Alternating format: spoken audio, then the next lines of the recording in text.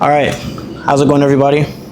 So what we have here is a nice rounded layered haircut with a middle part. As you can see, my client's hair is a little bit on the drier side, but what we want to do is bring it in a little bit tighter to bring this face structure out. So we want this to kind of brush back and have the middle part flow nicely. Now the problem is that his hair is on the drier side. So what I'm going to use is some of Rozelle's styling cream. So now before applying this, I'm going to hydrate his hair.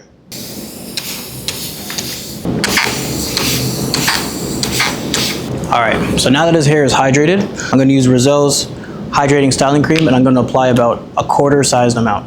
So you really want to get that into your hands by rubbing your hands together. And I'm going to start with the sides and the back.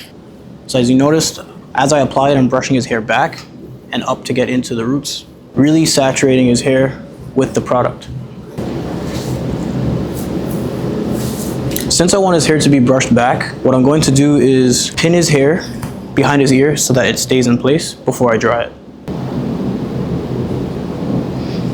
So now that his hair is pinned to the side, while I dry it, it'll hold it in place so it tucks behind his ears neatly. To dry the hair, what I'm going to use is my blow dryer with the diffuser attachment.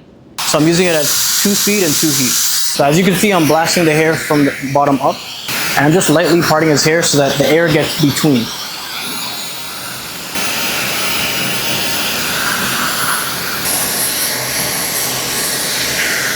And for the top, I'm just holding the diffuser pretty far from his head so it's distributing evenly. So as you can see, the hair is being held to the side, and that's due to the clips being there. Now we can just style the top to have it free flow how it wants. So what I'm going to do is do a light brush back and part it in the middle. See how it wants to fall.